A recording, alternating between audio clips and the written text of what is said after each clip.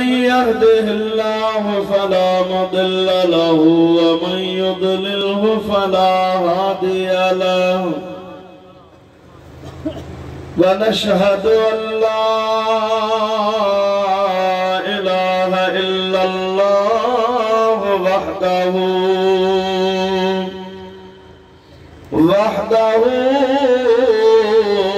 لا شريك له ونشهد أن سيدنا ومولانا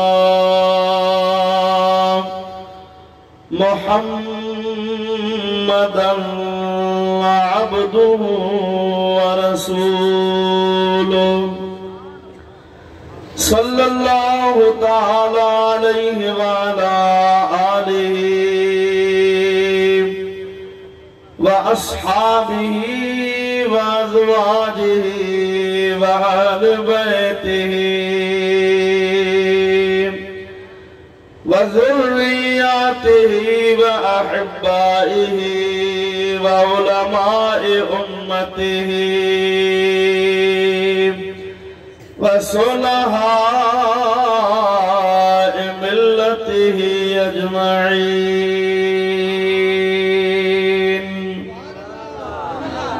أما بعد فقد قال الله عز وجل في كلامه القديم: أعوذ بالله من الشيطان الرجيم. بسم الله الرحمن الرحيم.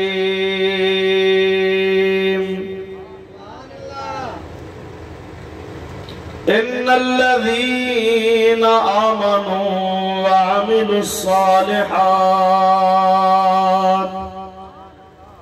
كانت لهم جنات الفردوس نزلا خالدين فيها لا يبغون عنها حولا.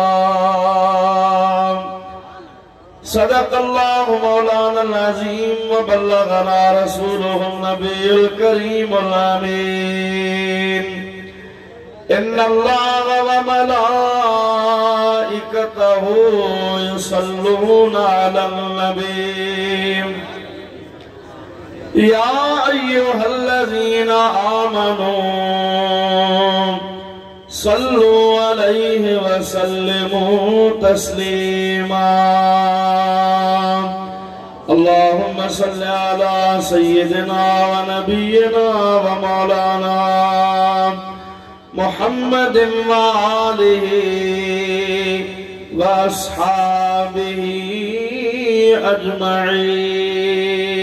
أجمعين.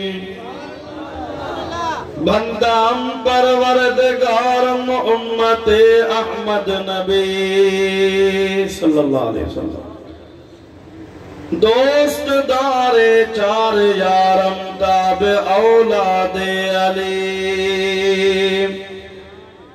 मज़हबे हनफिया दारम मिल्लते हजरत खलील खाक पाए गौसे आज़म ज़ेर साये हर वली सल्लिमू या कौम बल सल्लू अला सदर अमीन मुस्तफा मा जाअ इल्ला रहमतल लिल आलमीन। दुरूद शरीफ आवाज़ बुलंद अल्लाहुम्मा सल्लि अला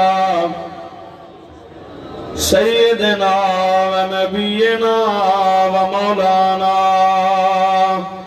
मुहम्मदिन व आलिहि व अस्हाबिहि अजमईन।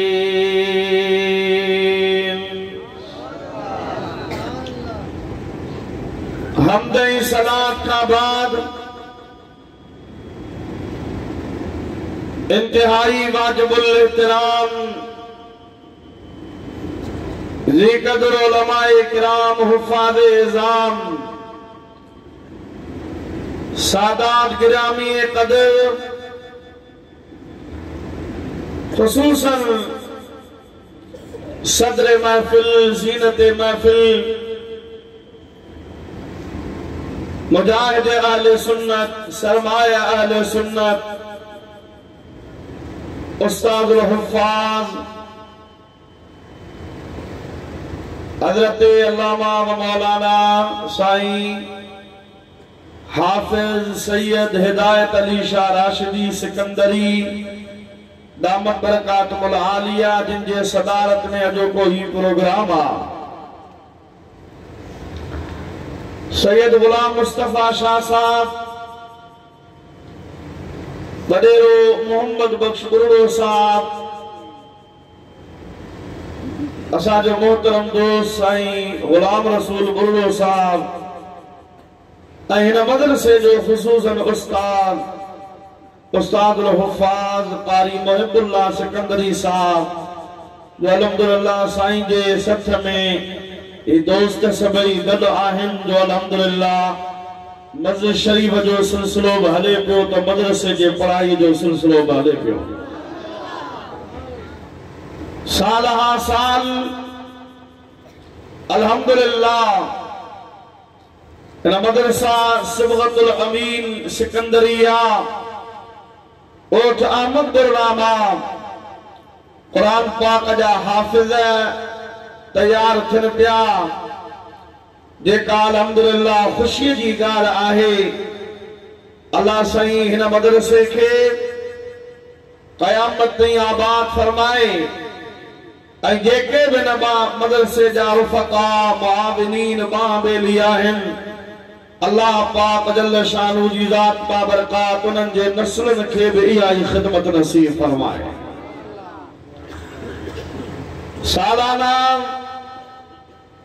गौसे आज़म कॉन्फ्रेंस रदी अल्लाह ताला अन्हु हज़रत महबूब सुभानी पीराने पीर अब्दुल कादिर जीलानी रदी अल्लाह ताला अन्हु जे यारी शरीफ जी मुनासिबत सां जेका असांजे उस्ताद मोहतरम सुल्तानुल वाइज़ीन शेरे मुस्तफा हज़रत किबला उस्तादी साईं मुफ्ती अब्दुल रहीम सिकंदरी नव्वरल्लाहु मरक़दहु इन जगह ते कदम रंजीदा थींदा हा ये अज जेको भी तव्हां रंग ॾिसो पिया अल्लाह पाक जल्ल शानू जी ज़ात बाबरकात खे गवाह बनाए मां इखलास सां या तव्हां जी ख़िदमत में अर्ज़ कयां थो त ही सॼो रंग हज़रत किबला मुफ्ती अब्दुल रहीम सिकंदरी जो आहे जो अल्हम्दुलिल्लाह जै जगह ते हज़रत रोदे दनी रज़ी अल्लाह ताला अन्हु जे फैज़ मां फैज़ी याफ़्ता उन इल्मी गोहर जिते पंहिंजा कदम लाता उते मस्जिदूं ठहियूं उते मदरसा ठहिया ऐं उहे ॻोठ अहले सुन्नत व जमात जा क़िला साबित थिया जिते मुफ्ती साहब पंहिंजा पेर पाता ऐं अल्हम्दुलिल्लाह बिला तफरीक मुफ्ती साहब रहमतुल्लाह अलैह हर सुन्नी या रसूल अल्लाह चवण वारे ॾे वेंदा हा जमायती या दरगाह शरीफ जो या उन जो ताल्लुक सरवरी जमात सां आहे गौसिया जमात सां आहे जीलानी जमात सां आहे नक्शबंदिया चिश्तिया सोरवर्दिया कादरिया अलगर्ज़ भले गरीबा मिस्कीना वडेरुआ रईसा जमींदारी जे हिसाब सां न बल्कि हबीब जो गुलाम आए जे मुस्तफा जो मीलाद गौस पाक जी यारी सजाईंदो आ हज़रत किबला मुफ्ती साहब रहमतुल्लाह ताला अलैह हर उन ॻोठ शहर ऐं इलाइक़े में पेर पाता आहिनि जिते या रसूल अल्लाह चवण वारा रहनि था अल्लाह पाक सभिनी मज़ार जे मथां पंहिंजूं रहमतूं ऐं बरकतूं नाज़िल फरमाए मौज़ू सुखुन जे लाइ कुरान पाक जूं आयतूं तव्हां जे साम्हूं तिलावत कयूं आहिनि यकीनन तवा काफी देर खां हिते तशरीफ फरमा आयो ऐं तवा पंहिंजे दिल में इहो ई इरादो करे आया आहियो त महबूब सुभानी कुत्ते रब्बानी शहबाज़ लामकानी तंदील नूरानी हुजूर गौसियान अहमद सगीर शेख अब्दुल कादिर जीलानी रज़ी अल्लाह तआला अन्हु जो यारी शरीफ जो प्रोग्राम आहे त गौस पाक जो जिक्र बुधी सनम शान बुधी पंहिंजे ईमान के ताज़गी बख्शूं। हाणे जेतिरी तादाद में तव्हां जमात वेठा आहियो उन वॾी तादाद में मिली जुली करे मदीने वारे साईं जे मथां सलाह सबूरी सल्लल्लाहु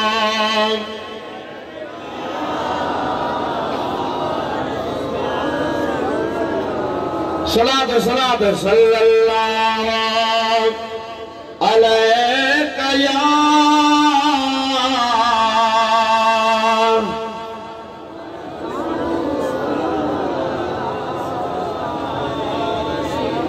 वसल्लम अलैका या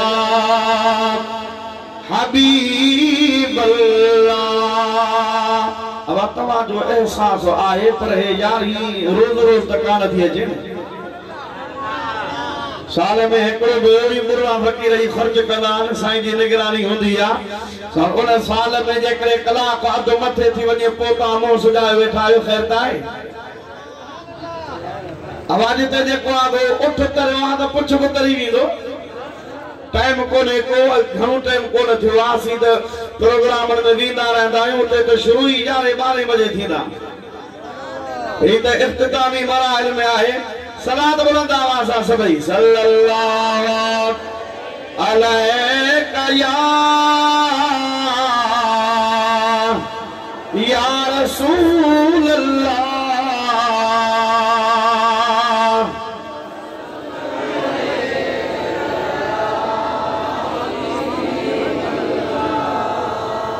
तो सुभान अल्लाह हवाऊं झपूं झोला मौसम ये इंसान जे तबियत ते असर अंदाज थींदा आहिनि पर इन खां वधीक जेको इंसान जी रूहानी तबियत जेका मुतासिर थींदी आहे उहा थींदी आहे बद अक़ीदन बद मज़हबन गुस्ताखन बेदीनन उन्हनि जे कचहरियुनि में वेहण सां या उन्हनि सां कद जेको आहे रूह रिहान करण सां ओबतूं सबतूं जेके ॻाल्हियूं ॿुधंदा आहियूं न पोइ उन्हनि जे करे असांजा ईमान कमज़ोर थींदा आहिनि नज़रियो कमज़ोर थींदो आहे अक़ीदो कमज़ोर थींदो आहे। अल्हम्दुलिल्लाह गौस पाक जो दर्जो असां वटि तमामु मथां वादो असीं चवंदा आहियूं त पीरनि जो पीर आहे गौस आज़म आहे पर तंहिं हूंदे बि माण्हू कई तव्हांखे चुर ॾींदा हूंदा यारी किथे लिखियल आहे गौस पाक जी फलाणी करामत कीअं आहे तव्हां गौस पाक जो हेॾो शान जेको आहे बयान था कयो कल्ह टियों हारे मां कंहिं जलसे ते वियो हुयुसि उते माण्हू हिकिड़ो बि मूंखे चयोसीं वाह बि दात वञ त पीराने पीर जो क़ुरान में ज़िक्र किथे आहे मां चयो सुभाणे तव्हां चवंदो त पुरनि जो ज़िक्र क़ुरान में किथे आहे भक्तनि जो नालो क़ुरान में किथे आहे शाहनि जो ज़िक्र क़ुरान में किथे आहे जट जाहिल ख़बर ई कान पए क़ुरान छाए हदीस छाए वली छाए अल्लाह ताला जी ज़ात बाबरकात उन जो मक़ामी मर्तबो कहिड़ो लिखियो ज़िक्र कयो आहे खुदा जी ज़ात बाबरकात जो कसम आहे जेकॾहिं तूं नज़र सां पढ़ंदे त क़ुरान पाक गौस पाक जे ज़िक्र सां भरियो पियो आहे सलात मां रखियो आहे सॼो क़ुरान अॻियां हाफिज़ बाया पर मकामात तो मका का आयत रह जी वने जो संभाल जनाब सजो पढ़ंदो सा वादे जो सजो घटे या मुझो घटे जागो दा आयो या वियो हलिया सलात बुलंद आवाज़ सां पढ़ायो सल्लल्लाहु अलैका या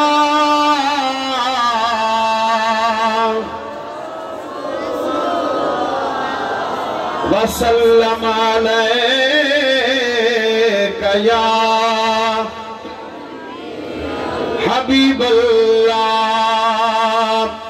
दोस्तों दीनों मुसलमान भाइयों अल्लाह पाक जल्ल शानु जी ज़ात बाबरकात कलाम पाक ने इरशाद फरमाया इन्नल्लज़ीना आमनू व अमिलुस्सालिहात कानत लहुम जन्नत जन्नातुल फिरदौस नुज़ुला खालिदीन फीहा ला यबगूना अन्हा हिवला। अल्लाह पाक जी रात बाबरकात फरमायो इन्नल्लज़ीना आमनू बेशक मोजा बाना जिन ईमान आंदो व अमिलुस्सालिहात ऐ जन नेक अमल कया कानत लहुम जन्नातुल फिरदौस नुज़ुला। अल्लाह ताला फरमाते उन्हनि जे लाइ फिरदौस जा बाग मेहमान जे तौर रब करीम तैयार करे छॾिया आहिनि। जन्नातुल फिरदौस फिरदौस जा बागात हबीब करीम अलैहिस्सलातु वस्सलाम जी हदीस पाक हुजूर करीम अलैहिस्सलातु वस्सलाम फरमाइंदा जन्नत जा जेके बुलंद ऐं बाला वॾा दर्जा आहिनि उहे 100 दर्जा आहिनि। 100 हिकिड़े दर्जे खां ॿिए दर्जे ताईं एतिरो फ़र्क़ु आहे जेतिरो ज़मीन खां वठी आसमान ताईं आहे। ऐं हबीब करीम अलैहिस्सलातु वस्सलाम जी ज़ात बाबरकात फरमाइनि था उन्हनि 100 दर्जनि में बुलंद ऐं बाला दर्जे जो नालो जन्नतुल फिरदौस आहे। महबूब करीम अलैहिस्सलातु वस्सलाम जी बी हदीस पाक हुजूर करीम अलैहिस्सलातु वस्सलाम जी ज़ात बाबरकात फरमाइनि था सल्लल्लाहुल जन्नतल फिरदौस यानी अल्लाह पाक खां जन्नत जो सवाल कदा कयो रब करीम खां जन्नत भरदा कयो त अल्लाह पाक जी ज़ात बाबरकात खां जन्नतुल फिरदौस जो सवाल कदा कयो। साहबी अर्ज़ कन से जन्नतुल फिरदौस छाजे ला हबीब करीम अलैहिस्सलातु वस्सलाम फरमाइनि था इन जे करे त उन जन्नतुल फिरदौस मां मोहम्मद करीम जो महल ऐं रहाइश आहे। बिन जन्नत में होंदो तो तवाके मुझी ज़ियारत दीदार देर देर सा नसीब थींदो पर जेकरे जन्नतुल फिरदौस में होंदो तो तवाके मुझो दीदार नसीब थींदो। अल्लाह ताला जी ज़ात बाबरकात कुरान पाक में तो फरमाए जेके ईमान वारा आहिनि नेक अमल करण वारा आहिनि पंहिंजी जिंदगी रब करीम जी ज़ात बाबरकात जी इबादत में गुज़ारनि था। अल्लाह पाक जी ज़ात बाबरकात बिना तमाजे बिना लालच जे बिना दुआ जे बिना इल्तिजा जे बिना अर्ज़ जे बिना गुज़ारिश जे रब करीम जी ज़ात बाबरकात उन्हनि जे लाइ मेहमानीअ जे तौर ते फिरदौस जा बाग तैयार कया।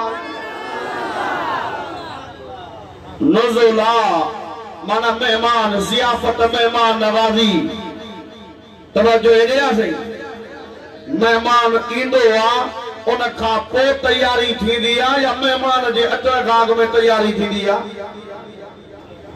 अब मेहमान जे अचण खां तैयारी अॻु में थींदी आहे या अचण खां पोइ भला तव्हां पाण में ठहो नथा माशाअल्लाह बरोच की आहे त अॻ में ऐं हे त बरोच की बि आहे त सईदी बि आहे पहली तैयारी थी यानी मेहमान आयो कोने को तवा के दावत ॾिनी वई तवा जा पंफलेट तवा ते पहुंचाया विया इश्तिहार तवा ते पहुंचाया विया व्हाट्सएप फेसबुक के जरिए तवा के दावत ॾिनी वई फोन ऐं मैसेज के जरिए तवा के इत्तला ॾिनो वियो। ही महबूब करीम अलैहिस्सलातु वस्सलाम जे बचड़े हज़रत महबूब सुभानी पीराने पीर अब्दुल कादिर जीलानी रज़ी अल्लाह तआला अन्हु जे यारी शरीफ जो काज सजायो वियो तवा आयो त सब कुछ अग में तैयार हो यारी शरीफ जो लंगर भी तवाजे ला तैयार ही तवाजे ला आलिमन नाक खानन तवाजे सामो हबीब अलैहिस्सलातु वस्सलाम जो जिक्र शरीफ पढ़ियो हजरत गौस पाक रज़ी अल्लाह अन्हु जा मनाक़िब पढ़िया माना तवाजे ला अगवात तैयारी आ कुर्बान रब जी ज़ात बाबरकात अल्लाह ताला जी ज़ात बाबरकात फरमाए तो जन्नत हिसाब किताब खां पोइ मिलंदी आहे फमय्यामल मिस्काल ज़र्रत खैरन यरहु वमय्यामल मिस्काल ज़र्रत शर्रन यरहू, यानी रब करीम जी ज़ात बाबरकात जी बारगाह में अमल तो जावींदा, मीज़ान में अमल तो जावींदा। जेकरे ज़र्रे बराबर में नेकिया और नेकी बजाया काने का ॾिसंदो आ, जेकरे ज़र्रे बराबर को गुनाह ओ गुनाह बजाया कोने को उन गुनाह के भी ॾिसंदो आ। इन जे करे महबूब करीम अलैहिस्सलातु वस्सलाम जी हदीस पाक आ, को भी गुनाह नंढड़े कोने को, का भी नेकी नंढड़ी काने का। गुनाह के नंढड़ो समझी उन गुनाह के करण, बल्कि उन नंढड़े गुनाह का बच, यो बचण भी तुझे ला भाग ऐं खुशनसीबी जो ज़रियो आ।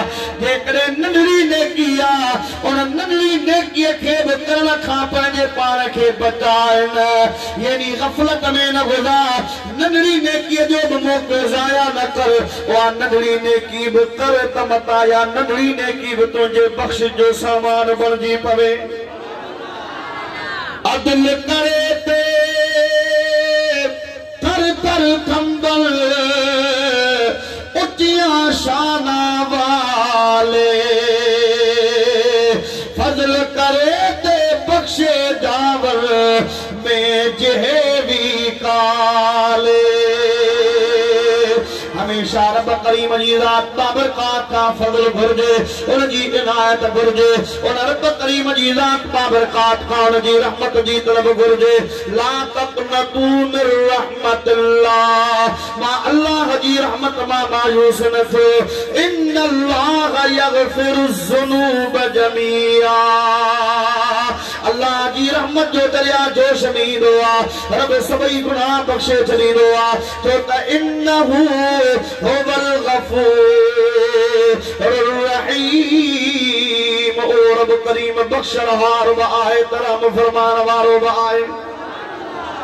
ओ रब करीम जेको बाननि जे मथां रहमान आ, रहीम आ, गफ़ूर आ, पर बाने खे ज़िंदगी ॾिनी आ, पर क़ुर्बान रब जी ज़ात आ। अल्लाह ताला फरमाए थो ईमान वारनि जे लाइ ऐं अमल साले करण वारनि जे लाइ मां अल्लाह सी फिरदौस जा बाग महिमानीअ जे तौर ते तयार करे छॾिया।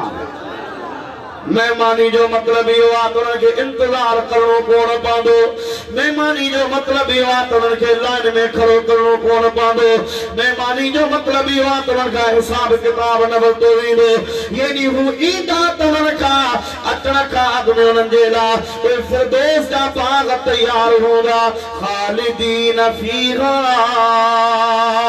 मेहमान मेहमानीअ जे लाइ आयो आहे, पर उनखे वरी मेहमानीअ खां पोइ मीज़बानीअ खां पोइ निकिरणो हूंदो आहे। अल्लाह ताला फरमाए थो न उन में हमेशा रहंदा, ला यबगून अन्हा हिवला। जेको उन्हनि फिरदौस जे बागनि में आयो वरी उन्हनि मां तब्दील थियण जो या उतां फिरण जो सोचींदो बि कोन, कोन खे ख़याल ई कोन ईंदो। रब जे रहमतनि में हू मुस्तग़रक़ लॻी वेंदो आहे। पर फरमाए थो इहो शान ऐं मक़ाम ईमान वारे जो आहे, जेको ईमान आणे ऐं नेक अमल करे।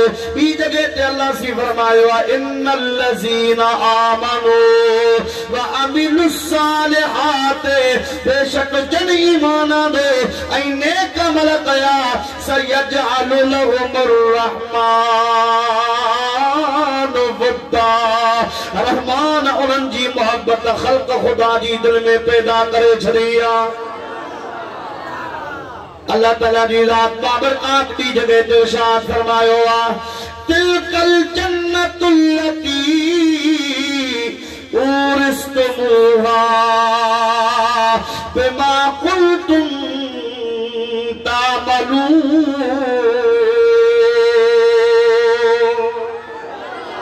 ये जन्नत आहे, इन जन्नत जा तव्हां वारिस आयो।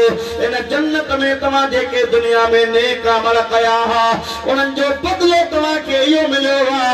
चौथी जॻह ते अल्लाह ताला फरमायो आहे, तिलकल जन्नतुल लती नूरिसु मिन इबादिना मन कान तक़िया।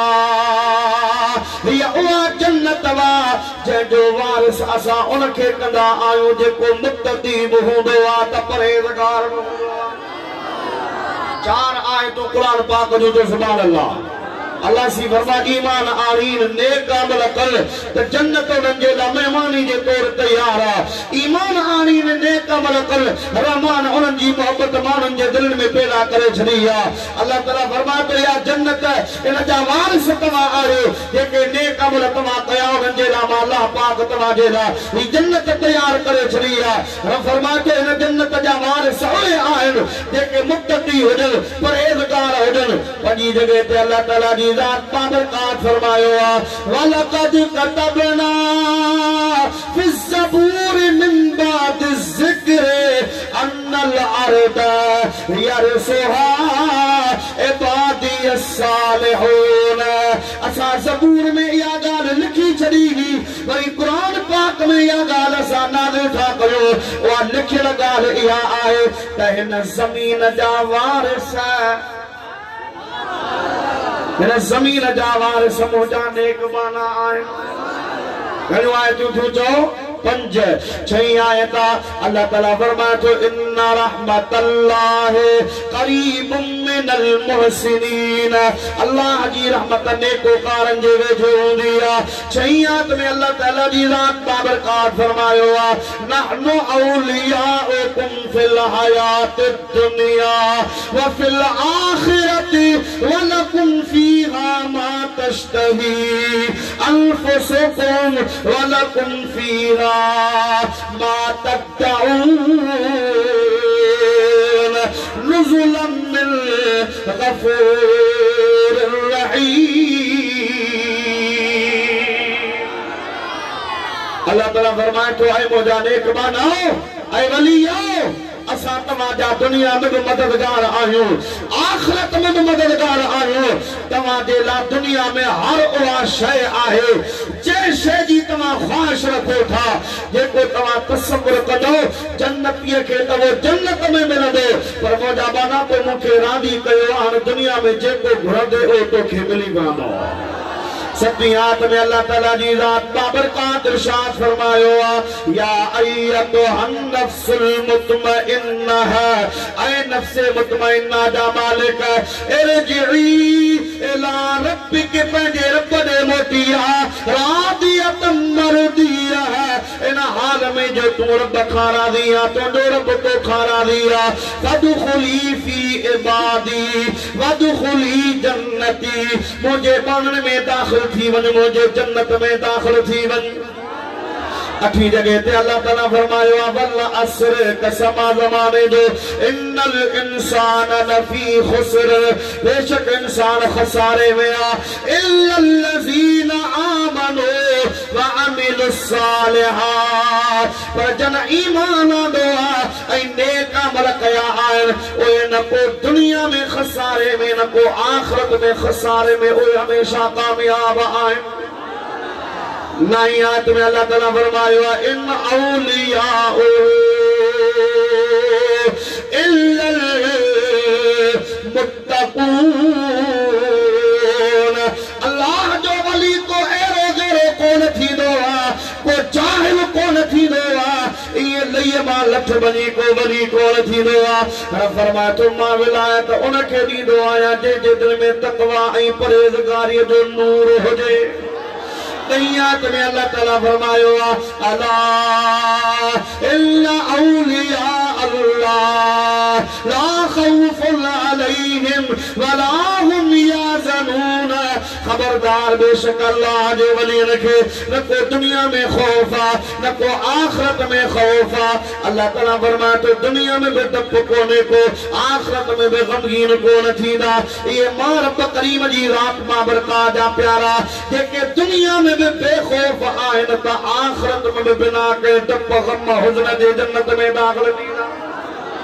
यारी आयत यारी जगह अरूसी पारो शुरू थे तो अल्लाह ताला जी रात बाबरकात फरमाए तो कद अफलहल मुमिनून अल्लज़ीना हुम फी सलातिहिम खाशिऊन वल्लज़ीना हुम अनिल लग़वी मुरिदून वल्लज़ीना हुम लिज़्ज़काति फाइलून वल्लज़ीना हुम लिफ़ुरूजिहिम हाफ़िज़ून इल्ला अला अज़वाजिहिम औ मा मलकत अयमानुहुम गैर मलूमीन फमन बतगा बाद ज़ालिका फमन बतगा वरा ज़ालिका फउलाइका हुमुल आदून वल्लज़ीना हुम लिअमानातिहिम व अहदिहिम राऊन वल्लज़ीना हुम अला सलवातिहिम युहाफ़िज़ून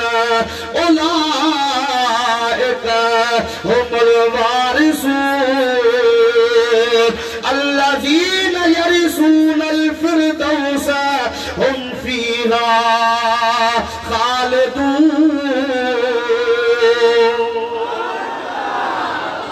फरमाए तो मोमिन कामयाब है। कह रहा जंहिंजे नमाज़ में खुशू आहे, कह रहा जेके गार गंद खां पंहिंजे पाण खे बचाइन, कह रहा जेके ज़कात खे अदा कर, कह रहा जेके नफ़्सानी ख़्वाहिश खां पंहिंजे पाण खे बचाइन, घरवारियूं ई जेके मानियूं आहिनि उन्हनि खां सवाइ हू ॿियो को ग़लति रस्तो इख़्तियार कोन कंदा आहिनि। फइन्नहुम गैर मलूमीन, इन्हनि जे मथां का मलामत कान्हे का।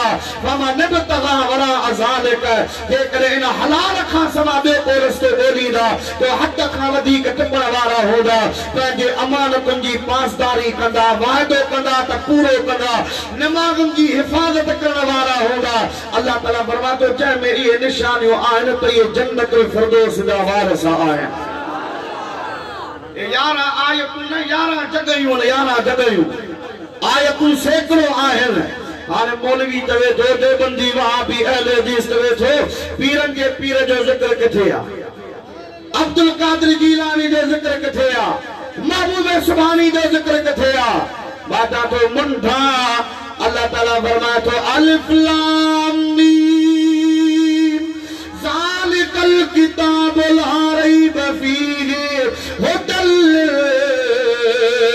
मुत्तकीन।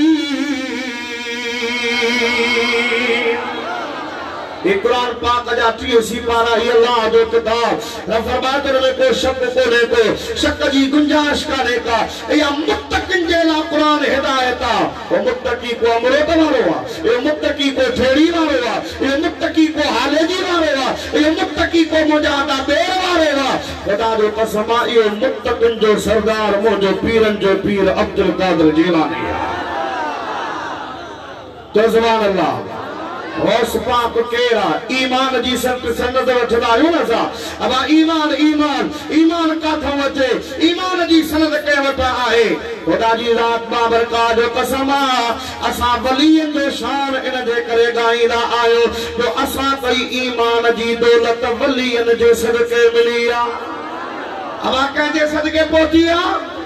असां त साहबन के कोन ॾिठो, असां त ताबईन के कोन ॾिठो, असां त तबो ताबईन के कोन ॾिठो, असां त मदीने वाले साईं के कोन ॾिठो। पर महबूब करीम अलैहिस्सलातु वस्सलाम जी ज़ात बाबरकात जे उम्मत जावे वली उम्मत जावे आलिम रब्बानी जन मुस्तफा करीम अलैहिस्सलातु वस्सलाम जे दीन जी तबलीग कई आ। दुनिया जी कुंड पुरछ ताईं हबीब करीम अलैहिस्सलातु वस्सलाम जो दीन पहुचायो आ। तो ताईं मूं ताईं जेको भी ईमान पहुतो आ असां तो ला इलाहा इल्लल्लाह मुहम्मदुर रसूलुल्लाह सल्लल्लाहु अलैहि वसल्लम। सलात के बेरो सल्लल्लाहु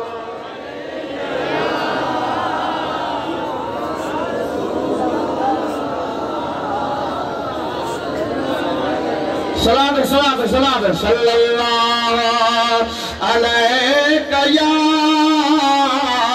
या रसूल अल्लाह वसल्लम अलैका या हबीब अल्लाह। मखदूम सरवर लो तो सुभान अल्लाह। आवाज सुभान अल्लाह तो जाओ। मखदूम सरवर नूर रहमतुल्लाह अलैह मखदूम साहब ना जाओ बोले को मखदूम साहब जे वालिद साहब जी घर के सामने ते पुराना हला में मस्जिद आ। उन मस्जिद के दरवाजे ते एकड़ो सूफी वेचारो वेठो हुंदो आ। मखदूम साहब जो वालिद साहब ना मखदूम साहब जाओ बोले को मखदूम साहब जो वालिद साहब जे जो मस्जिद शरीफ में अंदर अचे त ओ बुजुर्ग उठी भी मखदूम साहब जे वालिद साहब सा मिले मिली भाकुर पाए पेशानी ते चुमी रही वरी मखदूम साहब का अंदर मस्जिद में वञी मखदूम सरवर नो जाओ और जमण वारे ॾींहुं ओ बुजुर्ग पे वेठो आ मखदूम साहब जो वाले साहब अंदर अचे थो अंदर अची दरवाजे पे भी थो ओ मजूब मानो उठे कोन थे चुरपन पैदा कान थी थे उठे कोन थे अदब में उठी बंदो आ अज कोन थे आ मखदूम साहब जो वाले साहब अंदर मस्जिद में वेलो मजूब साहब कोन थे मखदूम साहब जो वाले साहब बाहर निकतो आ मजूब के हथ ॾिनो दई हथ ॾेई उनखे चवे थो सही रोज़ मुंहिंजे लाइ उठी बंदो आ भाकुर पाईंदो आ पेशानी ते चुमी ॾींदो आ ओ शख्स जो चवे सही मां तुंहिंजे करे कोन उथंदो हुयुसि जेको जान तुंहिंजे पेशानी में हो मां उन जे करे अदब ऐं हया जे करे उथंदो हुयुसि हाणे अॼु तुंहिंजे घर में उन पुटड़े जी ॼमण विलादत थी चुकी आहे हे भला 8-9 महीना तूं छो हिते हुए हिते सिर्फ़ इन जे लाइ आयो त उहो पुटु तुंहिंजो ॼमे त पहिरियां ज़ियारत आऊं उन जी कयां उन जे हथ ते मूंखे बैयत करणी आहे मूंखे उन जो मुरीद थियणो आहे मखदूम साहब जो वालिद साहब चए थो ठीकु आहे वयो वञी मखदूम सरवर नूर रहमतुल्लाह अलैह खे खणी आयो मखदूम सरवर नूर रहमतुल्लाह अलैह खे ॾिसी ज़ुबान हाल सां दिलवारी ज़ुबान सां चवे थो सरवर नूर मां हेतिरे परे इलाइक़े खां सफ़र करे तो वतायो आहियां ऐं हेतिरनि ॾींहंनि खां मां इंतज़ार कयो आहे इन जे लाइ त मां तुंहिंजो मुरीद थियां मूंखे तूं पंहिंजो मुरीद कर हज़रत मखदूम सरवर नूर रहमतुल्लाह अलैह ज़ुबान हाल सां था चवनि चाचा देर करे आयो आहे छा करे आयो आहे देर करे आयो आहे या सुजंदे अची हा देर कीअं कई आहे कीअं देर थी आहे मां त 8-9 महीननि खां इंतज़ार में आहियां अञा ॿिए थाने माण्हू तोखे ॾिठो कोन्हे को पहिरियों मां माण्हू आहियां जे तुंहिंजी ज़ियारत कई आहे हज़रत मखदूम सरवर नूर रहमतुल्लाह तआला अलैह जी ज़ात बाबरकात फरमाइनि था अबा तो देर कई आहे तुंहिंजे अचण खां अॻु में 9 लख महबूब जा उम्मती मुंहिंजे हथ ते बैयत करे मुंहिंजा मुरीद थी चुका आहिनि घणा ॻाल्हायो घणा 9 लख माना अञा ॼाव अॼु आहे पर अॼु वारे ॾींहं खां अॻु में 9 लख माण्हू मुंहिंजे हथ ते बैयत करे चुका आहिनि इन जे करे चइबो मखदूम सरवर नूर अबा 9 लखी गोदरी माना जेको आयो कोने को उन जे मुरीदन जो तादाद 9 लख गौसुल आलमीन गौस बाल क़दरिया मुल्तानी रहमतुल्लाह अलैह मुल्तान का बुजुर्ग हले थो हलंदो वने झर झंग गोठ वाहन सफर तय कंदो वने जाते वींदो वने ताते ला इलाहा इल्लल्लाह जी ज़रब लगंदी वने सिलसिले सोहरवर्दिया जो विर्द दींदो वने ज़िक्र दींदो वने हर कंहिं जी ज़ुबान ते जारी ला इलाहा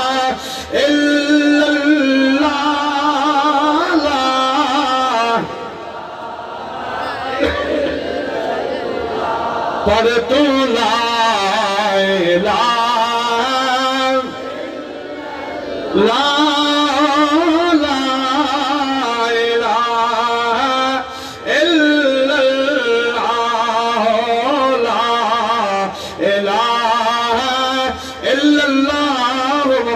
रसूलुल्लाह सल्लल्लाहु अलैहि वसल्लम इस ताईं जो समझा की तो वने त गौसुल आलमीन फरमाए तो या अल्लाह तुझी धरती खुली पई आ जे तुझी अजाब धरती या आबादी हुजे हा त ही बाउद्दीन पोते कोन मटे हा तुझी खल्क के तो सा मिलाई वने हा हजरत इमाम आरिफीन पीसी रोज़दरी रज़ी अल्लाह ताला अन्हु जी ज़ात बाबरकात 9 महीना तबलीग ते हूंदा हा 2 महीना पंहिंजी हवेली ते हूंदा हा उन 9 महीननि में लखे माण्हू हजरत पीसी रोज़दरी रज़ी अल्लाह अन्हु जे हथ ते बैयत करे मुस्लमान थिया आहिनि संदन बैयत में जेको आहे सो इरादत में दाख़िल थिया आहिनि मुजादा केतिरनि जा नाला खणी केतिरनि जा नाला खणजनि गौसुल आलमीन जो सॻो मासाता हजरत ख्वाजा मुईनुद्दीन चिश्ती अजमेरी रहमतुल्लाह ताला अलैह जंहिंजी हिकिड़ी नज़र सां 90 लख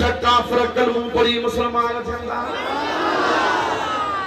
इन जे करे असां या त क़ादरी या चिश्ती या नक्शबंदी या सोहरवर्दी वरी असांखे माण्हू चवंदा त तव्हां दुकान खोले रखिया ये कादरी के थवा, चिश्ती के थवा, नक्शबंदी के थवा, सोहरवर्दी के थवा।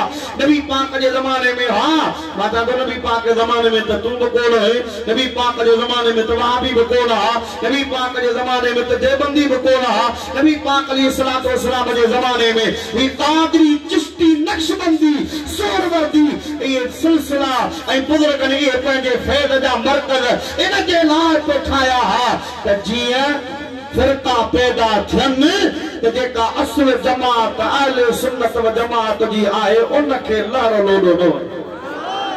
ए समझो ते कड़ा ठाया वया कड़ा ई मरकज़ ठाया वया मरकज़। ख्वाजा नक्शबंद जो मरकज़ ठायो आ। ख्वाजा सोहरवर्द हज़रत शहाबुद्दीन सोहरवर्दी रहमतुल्लाह अलैह सोहरवर्द जो मरकज़ ठायो आ। हज़रत ख्वाजा मोइनुद्दीन चिश्ती अजमेरी रहमतुल्लाह अलैह बल्कि उन खां अॻु में ख्वाजा चिश्ती रहमतुल्लाह अलैह चिश्ती सिलसिले जो बुनियाद रखियो आ। ऐं पीरनि जे पीर मुंहिंजे पीर जहिड़ो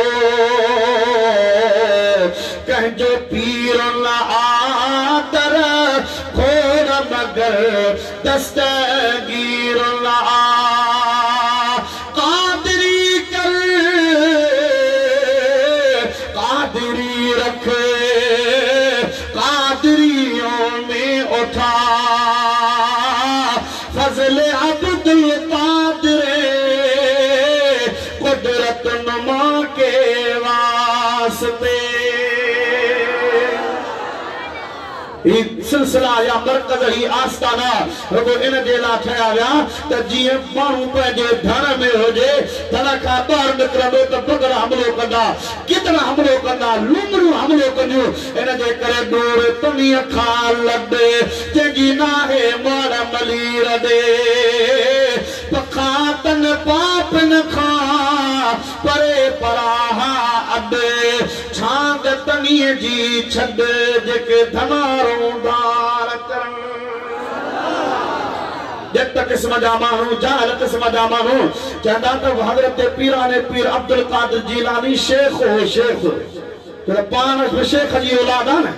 इन जे करे हर को इनखे शेख माना जेको नओं मुस्लमान थे असांजे सिंधी में चइबो आहे उनखे शेख त जाहिल बि सम्झी वेठो त पीरनि जो पीर बि को शेख आहे। माना गौस पाक रज़ी अल्लाह तआला अन्हु जा वालिद साहब या गौस पाक पाण माअज़ल्लाह को काफिर हो या को मुशरिक हो या को वालियू हो या यहूदी हो या ईसाई हो उन कंहिंजे हथ ते जेको आहे कलमो पढ़ियो आहे हो मुंहिंजा दोस्त अज़ीज़ मुस्लमान बा कतानी कोन्हे को।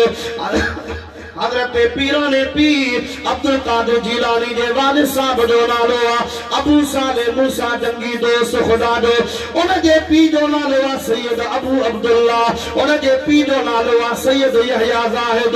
उन जे पीउ जो नालो आहे सैयद मोहम्मद। उन जे पीउ जो नालो आहे सैयद वाहिद। उन जे पीउ जो नालो आहे सैयद मूसा सानी। उन जे पीउ जो नालो आहे सैयद मूसा।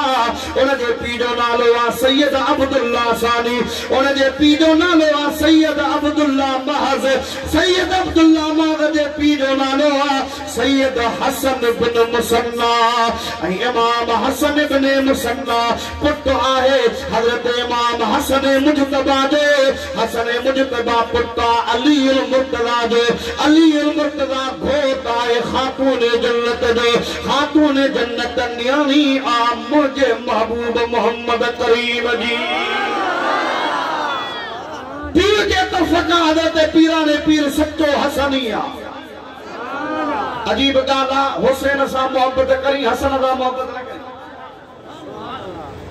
मीरा शाह मदद कए मुझे अच्छी अखियां वेर लिल्लाह लग लतीफ जय भर पाजी दे तेरा ओ औलाद अली शेर अची कर का मार मुरीद ते।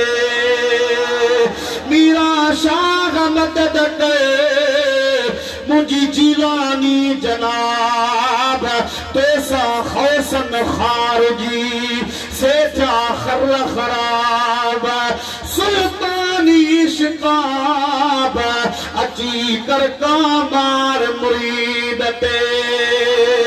मीरा शाह मदद कर मुझी तान सुनी दादी आई आई अब्दुल लतीफ जो तू बादशाह बगदादी अरे हसनी पीर हादी अची कर कामार मुरीद दे। अब आज इमाम हुसैन नबी से जो पुट आता इमाम हसन ना है वाला खातून जन्नत जा बचड़ा तो नबी से जा बचड़ा तो कुरान थो तवे न दो अपना ना अपना कुल असा पंजा पुट था सदियो तमा पंजा पुट सदियो मुस्तफा पंजे पुटन जी जाए ते हसन के सदियो आ इमाम हुसैन के सदियो अजीब गाल काने का जो इमाम हुसैन के मनी ए इमाम हसन के न मनी ए पीरन जे पीर के इन जे करे न मनी जो ही हुसैनी बा है हसनी बा है हुसैनी सैयदन के मनी थो हसनी सैयदन के न थो मनी जो तो तुझे ज़हन में आ तो इमाम हसन ओवा ते हजरत अमीर मुआविया सा सुलह कयो वा अमीर मुआविया सा सुलह उन हसन कयो वा जे शेरे खुदा जो पुट शेरे खुदा जो बचड़ो वा उन मत मुनाफिकत काने का प्याई काने का अली जो पुट हसन जे मुआविया सा बैत करे पंहिंजी माना अमीर मुआविया हक ते तो अमीर मुआविया यो अमीर मुआविया हक ते आ अजे इते नारो हणाया त पेट्रोल सस्तो थे त सब बात मथे गया अन्ना त तरसो डेढ़ सवा है 200 कंदा तो त टेस्ट क्रिकेट अन्ना रो क्रिकेट दिसो क्रिकेट तो पवना वही बल्ला ही बाल गिची में सलाम बुलंद आवाज सल्लल्लाहु अलैका या रसूल अल्लाह वसल्लम अलैका या सुभान अल्लाह। आवाज समझ में गाल अचे पई अली जो पुत्र हुसैन तो सुभान अल्लाह जे यजीद के ना हक चवे त सी चऊं था तो यजीद ना हका यजीद ते लानत यजीद जहन्नमी यजीद फासिक हो यजीद फाजिर हो। अफजल है कुल जहां से घराना हुसैन का नबियों का ताजदार है नाना हुसैन का एक पल की थी बस हुकूमत यजीद की सदियां हुसैन की है जमाना हुसैन का। अब यजीद ना हकते हो हुसैन उनके मुकाबले में आयो तो सुभान अल्लाह इमाम हुसैन के मनु था असा यजीद के न था मनु पर जेकर यजीद जो पीओ अमीर मुआविया हकते आ त उन हुसैन जो वडो भा इमाम हसन पाक पंहिंजी मर्जी सा पंहिंजी इमारत पंहिंजी हुकूमत हजरत अमीर मुआविया जे हवाले करे थो तो जे हुसैन सा मोहब्बत थी तो इमाम हसन साहब मोहब्बत कर जैसा हुसैन जी नफरत मा उन सा तुझी नफरत हो जे पर जैसा इमाम हसन मोहब्बत करिया उन सा तू भी मोहब्बत कर यो नारो हर त हर सहाबी नबी पोया बड़ी थक दी भला पोया हाथ मथे करो जे थका आयो त हां थका कोने ते नारे जो जवाब दियो हर सहाबी नबी हर सहाबी नबी। अमीर मुआविया बचा हजरत अबू सुफियान बजन्नतिया नबी से फरमा कलमे में अल्लाह ताला री ताकत रखिया तो कुफर के मेटे ईमान जी दौलत नहीं छड़ी दो हबीब जो सहाबी होदन वडो ताजा त हजरत इमाम हसन जी औलाद मा हजरत पीराने पीर के तो पीर के तरफा सजो वनी हजरत इमाम हसन अली मकाम रजी अल्लाह ताला अन्हु जी जात बरकत था वनी मिले थो एक इमाम जी तरफ नजर वजूं था हजरत पीराने पीर जी मां जो नालो उम्मुल खैर फातिमा उन जे पी जो नालो सैयदा सोमरी उन जे पी जो नालो अबू जमालुद्दीन उन जे पी जो नालो सैयद मोहम्मद उन जे पी जो नालो सैयद अबुल अता उन जे पी जो नालो सैयद कमालुद्दीन ईसा उन जे पी जो नालो सैयद अलाउद्दीन जव्वाद उन जे पी जो नालो हजरत इमाम अली रजा उन जे पी जो नालो हजरत इमाम मूसा काज़िम, उन जे पीउ जो नालो हजरत इमाम जाफर सादिक। इमाम जाफर सादिक बकरो आहे इमाम मोहम्मद बाकर जो, इमाम मोहम्मद बाकर बकरो आहे इमाम ज़ैनुल आबिदीन जो, इमाम ज़ैनुल आबिदीन बकरो आहे इमाम हुसैन जो, इमाम हुसैन बकरो आहे अली अल मुर्तज़ा जो। अली अल मुर्तज़ा घोटा खातून जन्नत जो, ऐं खातून जन्नत न्याणी आमना जे लाल जी। आला हज़रत अज़ीम अल बरकत मुजद्दिद दीन व मिल्लत इमाम अहमद रज़ा फ़ाज़िल बरेलवी रहमतुल्लाह अलैह फरमाया था, नबवी फसल नबवी मी अलवी फसल बतूली गुलशन हसनी फूल हुसैनी है महकना तेरा। माना जेकॾहिं न रहमत जो मींहुं वसे ऐं उहा रहमत हुजे आमिना जो लाल जी, तो सुभान अल्लाह, ओ मींहुं वसे त फसल जेको फुटंदो आहे उन फसल खे चइबो आहे हैदर करार। ऐं उन फसल में जेकॾहिं को गुलशन फुटे त उन गुलशन खे चइबो आहे बतूल फातिमा ज़हरा। मींह जो नालो रहमत वारो नबी आ, फसल जो नालो शेरे खुदा वा। उन फसल में ज़मीन में जेको बाग अचे उन बाग जो नालो फातिमा ज़हरा वा। उन बाग में जेको गुल पैदा थिए उन गुल जो नालो इमाम हसन आ। ऐं इमाम हसन मां उहा गुल जी खुशबू जॾहिं दुनिया ते अचे थी, हुसैन जी सूरत में अचे थी, छो त हज़रत अली सी जी औलाद आ, फातिमा जी औलाद आ, पीउ इमाम हसन वा। माना पीउ जे तरफां इमाम हसन जी औलाद आ, मां जे तरफां हुसैनी आ। माना उहो फसल नबी सी जो मींहुं वसियो, फसल हैदर करार तैयार कयो, बाग उन में खातून जन्नत लगायो आ, उन मां गुल इमाम हसन जो पैदा थियो आ। ओ इमाम हसन जे गुल मां हज़रत अबू सालिह मूसा जंगी दोस्त खुदा जो आयो आ। उन गुल जी खुशबू उम्मुल खैर फातिमा हज़रत अब्दुल्ला सोमई जे न्याणी जे झोलीअ में अचे थी, ऐं झोलीअ मां कॾहिं खुशबू दुनिया ते अचे थी त उन खुशबू खे चवंदा आहियूं पीर पीरा मुर्शिद मीरा नाम गधे जंहिंजे टुटनि ज़ंजीरा। पीर पीरा मुर्शिद मीरा नाम गधे जंहिंजे टुटनि ज़ंजीरा। कामिल मुर्शिद कर दीवा यार दी घरोली भर दीवा, मैं बंदी तह दिल भर दीवा। तो सुभान अल्लाह, अबाबा खुशबू आई, ओ गुल आयो। हजरत पीराने पीर अब्दुल कादिर जीलानी रज़ी अल्लाह तआला अन्हु जी ज़ात बाबरकात जी सूरत में शक्ल में वो नक्शबंदी हुजे, चिश्ती हुजे, सोहरवर्दी हुजे, पर फैज़ उन ताईं पीरन जे पीर अब्दुल कादिर जीलानी जो आहे। तो फैज़ पीरन जे पीर अब्दुल कादिर जीलानी जो आहे। करे असां चवंदा आहियूं तालिब माम जो मुर्शिद तूं आ, दुनिया जा रहबर दम दस्तगीर कसम खुदा जो क़यामत ताईं फैज़ पिया वठंदा पीर फ़कीर, फैज़ पिया वठंदा पीर फ़कीर।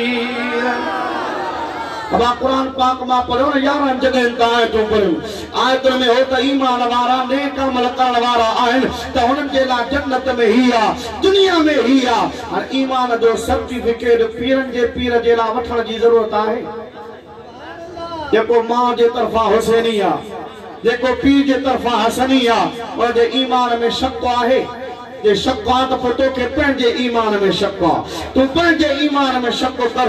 पीरन जे पीर जे ईमान में शक कोन्हे को। अमल सालिहात नेक अमल ने नज़र कर त गौस पाक जमंदे ई जाम आ। 18 सिपारा मां जे पेटा याद करे आयो, आलमन खां तव्हां ॿुधो आहे। 18 सिपारा याद करे आयो। रमज़ान जी पहिरीं तारीख़ ते सन 471 हिजरीअ में जॾहिं अबू साले मूसा जंगी दोस्त जे घर में आयो त ॾींहं जो थंज न पियो वठे। शाम जो पतो पयो त अब्दुल कादिर ॾींहं जो रोज़ो रखंदो, शाम जो इफ्तारी कंदो। इफ्तारी का सहरीअ ताईं खीर वठंदो, सहरीअ का इफ्तारी ताईं भले मां वस करे अब्दुल कादिर जीलानी खीर कोन वठंदो। इन जे करे त जीअं मुस्तफा करीम आयो हो, अचण सां चयो वही रब हबली उम्मती, मौला मुंहिंजे उम्मत जी तोखे पारत आ। पीरनि जे पीर अचण सां रोज़ो रखी पंहिंजे मुरीदनि खे ॿुधायो आहे त मां तव्हांजे इस्लाह ऐं तव्हांजे तज़किये नफ्स जे लाइ आयो आहियां, तव्हांखे सुधारे, तव्हांखे पंहिंजे रब करीम जी ज़ात बाबरकात सां मिलाइण जे लाइ आयो आहियां। ईमान ऐं अमल साले जी ॻाल्हि थो करी 8 सालनि जी जमार में पीरनि जो पीर पंहिंजे माउ खे थो चवे अम्मा मूंखे इजाज़त ॾे त मां बगदाद पढ़ण जे लाइ वञा। 5 सालनि जी जमार में बाबो गुज़ारे वियो, होश पाक यतीम आहे। उन यतीमाना ज़िंदगी में माउ खां इजाज़त थो वठे। माउ 40 सोनियूं अशरफियूं ॾे थी, पुट कूड़ न ॻाल्हाइजां, तव्हां ॿुधो आहियो, कूड़ न ॻाल्हाइजां। उहे सोनियूं अशरफियूं दोरीअ में जेको आहे माना पंहिंजे गंजीअ में ॿधी सिपी पीरनि जे पीर खे रवानो थी करे धारो लॻे थो, चोर डाकू साम्हूं अचनि था, पुछा था कनि रातो वटि छा आहे? तव्हां फरमाईंदा मूं वटि 40 सोनियूं अशरफियूं आहिनि। कूड़ छो थो ॻाल्हाई? जी कूड़ खां त मूंखे माउ झल कई आहे। तॾहिं पाण कढी ॾेखारी त वॾेरो रईस जेको हुननि जो चङो मुड़ुसु हो चोरनि जो, उहो थो चवे त तूं कूड़ ॻाल्हाई आहे, लिकाए छॾी आहे। चई मूंखे हया पियायो, अम्मा मूंखे चयो त कूड़ न ॻाल्हाइजां। उहो चोरनि जो सरदार थो चवे तोखे माउ जो हया थो अचे, असांखे अलाह जो हया कोन्हे जो रब असांखे रोकियो आहे त चोरी न कयो। चोरी कंदो त चोरी कंदड़ मर्द ऐं औरत जो हथ कटियो वेंदो। अॼु खां पोइ असीं तौबा था कयूं। ओ सोना अब्दुल कादिर हसनी हुसैनी बच्चो आहे, असांखे पंहिंजे हथ ते बैत वठाए असांखे पंहिंजो मुरीद बणा। तूं त सम्झी त इहे पीरनि जो पीर अब्दुल कादिर जीलानी वॾा वार हूंदा, वॾा के कोलाबा पातल हूंदा, के हथनि में ॿाहनि में कड़ा हूंदा, वॾियूं के 5 ॾहनि आङुरनि में के वॾियूं अंगूठूं पातल हूंदियूं। होस पाक जे हथ में का वॾी तस्बीह हूंदी, वट पकल लॻी पई हूंदी, तावीर जा साम्हूं पना पिया हूंदा, हिकिड़ा ईंदा पे ॿिया वेंदा पे, वठा लॻी पई हूंदी। के 40-50 ख़लीफ़ा हूंदा, हिकिड़ा वठंदा हिकिड़ा सुन्नतूं वठंदा। जेकॾहिं तुंहिंजे ज़हन में अहिड़ो नक्शो आहे त पीरनि जो पीर तुंहिंजे उन ज़हनियत जे मुताबिक़ कोन्हे को, होस पाक उहो थींदो आहे जेको पाण थो चवे 8 सालनि जी जमार में जॾहिं मदरसे वियुस त इहे 40 अशरफियूं त साल ॿिनि में ख़तम थी वियूं। मदरसनि में खाधे पीते जो इंतज़ाम कोन हूंदो हो। हींअर त तव्हांजी महिरबानी आहे जो मौली गुलाम रसूल पाण पंहिंजे हथनि सां ठाहे शागिर्दनि खे ताम खाराए। पंहिंजे घर वारा कारी साहब को बंदो भलो खाधो ठाहे तव्हांखे दावत कान्हे बाक़ी मां केॾी महिल उन टाइम ते पीराने पीर फरमाईंदा त अहिड़ी ॻाल्हि कान हुई, खाधे पीते जो इंतज़ाम कोन हो साईं। पोइ होस पाक फरमाइनि था त हिकिड़ो साल अहिड़ो गुज़रियो जो मूं दिलि में इरादो कयो त नकाशे खाईंदुसि नकाशे पीअंदुसि। सॼो साल मूं नकाशे खाधी नकाशे पीती। साल खां पोइ इल्हाम थियो अब्दुल कादिर खा। होस पाक तो चवे मौला जेसिताईं खाराईंदे न तेसिताईं कोन खाराईंदुसि। बहजतुल असरार वारे लिखियो आहे अल्लाह पाक जी ज़ात बाबरकात पाण अब्दुल कादिर जीलानी जे लाइ रोज़ी मोकिली। होस पाक रज़ी अल्लाह ताला ने उहा खाधी। इते मता को मुल्लो चवे त मौलवी पंहिंजी ठाही आहे। होस पाक जे लाइ अल्लाह खाधो कीअं मोकिलियो? मां चवां थो सूरह बकरा आहे, बनी इसराइल वारा पहिरें दौर जा न भागा जन असांजे गिचे में थूम बसर दाल वंगा ऐं इहे भाॼियूं इहे न त आसमान खां मन ई सलवा नाज़िल थींदा। नज़्ज़लना अलैकुमुल मन वस्सलवा, असीं तव्हां ते मन ई सलवा नाज़िल कंदा हुआसीं। भुगल गोश्त ईंदा हा, भुगल गोश्त हिकिड़े 2 माण्हुनि जे लाइ न 70,000 माण्हुनि जे लाइ सुबह जे ला अलग, शाम जे ला अलग। उन्हनि चयो मौला सी खाई खाई खाई थकजी पिया आहियूं। फदो लना रब्बक युखरिज लना मिम्मा तुंबितुल अर्द मिन बक़लिहा व क़िस्साइहा व फूमिहा व अदसिहा व बसरिहा। अलाह खां दुआ घुर त का दाल अचे, को बसर अचे, का थूम अचे, का भाॼी अचे। ऐं रोज़ फ्री जो अचे थो, फ्री जो खाई खाई हाणे हज़म ई कोन थो थिए। अलाह पाक फरमायो तव्हां नाशुक्रा आहियो, तव्हांखे घर वेठे मिले पियो, तव्हां चओ बाना असांखे दाल बसर खपे। जिब्रील ॾे हिनखे दाल बसर, उनजे सदके असीं बि था भुगतऊं। हाणे जे बनी इसराईल ते मन सलवा अचे, छा पीरनि जे पीर जे लाइ हिकिड़े टाइम जो खाधो नथो अची सघे? गौस पाक रज़ी अल्लाह अन्हु फरमाइनि था त 2-3 साल मुंहिंजे पढ़ाईअ जा अहराब गुज़रिया जो मां रुगो झंगल में वेंदो हुयुसि, गाह पटे खाईंदो हुयुसि, गाह पटे खाई पाणीअ जो गिलास पी रब जो शुक्र अदा करे वरी पढ़ाई में शुरू थी वियो। साईं भला घणा साल पढ़े? हज़रत गौस पाक फरमाईंदा 30 साल मदरसे में पढ़ियो आहियां। घणा साल मदरसे में मुस्तकिल आलिम जी दस्तार बदन ॾुखियो कमु था। गोरियूं हणण सवलियूं आहिनि। साल पढ़ूं गोरी हणूं, 2 साल पढ़ूं गोरी हणूं, 4 साल पढ़ूं गोरी हणूं, 5 साल पढ़ूं गोरी हणूं।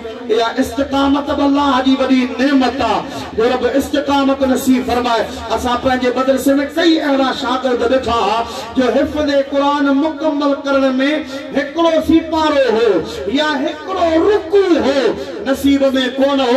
हिकिड़े रुकू जो भगल हाफ़िज़ हिकिड़ो रुकू छॾे वियो हलियो, मुकम्मल हाफ़िज़ कोन थियो। आलिम थियण में के 2-3 साल हा, पर वरी आलिम 2-3 साल अॻु में मदरसो छॾे वियो हलियो, मुकम्मल आलिम कोन थियो।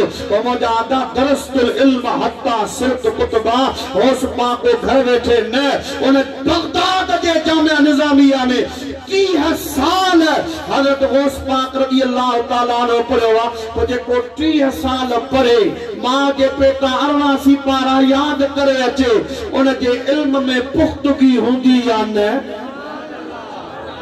हवा हूंदी या न? ओ पीरन जो पीर अब्दुल कादिर जीलानी। हाणे मां मौज़ूअ ते अचां, चओ त मौज़ूअ ते अचां, चओ त दुआ घुरो। बाक़ी मौज़ू मुंहिंजो हाणे शुरू थियो आहे। माण्हू चवंदा था गौस पाक खे एॾो वधीक वधायो था। मां चवां थो चंदा तूं जेको आहे पढ़े मदरसे में, ठेड़ीअ में, ॿेर में, ॿेर जेको आहे तुंहिंजे पटके खे लीरो लीरो करे छॾियो, पोइ बि तूं चवीं थो मुंहिंजो उस्ताद ही आहे, मुंहिंजो फलाणो ही आहे, मुंहिंजो फलाणो ही आहे। जेको 18 सिपारा मां जे पेटा यादि करे अचे, जेको पीरनि जो पीर नंढो आहे, रांदि रहे त कहूं ॻाल्हाए अब्दुल कादिर खे चवे अब्दुल कादिर तोखे अल्लाह पंहिंजी इबादत जे लाइ पैदा कयो आहे, रांदि रूंद जे लाइ पैदा कोन कयो आहे। जेको 30 साल मदरसे में पढ़े, ओ पीरनि जो पीर अब्दुल कादिर जीलानी रज़ी अल्लाह ताला अन्हु जी ज़ात बाबरकात, जेको वरी पढ़ण खां पोइ 40 साल मदरसे में पढ़ाए।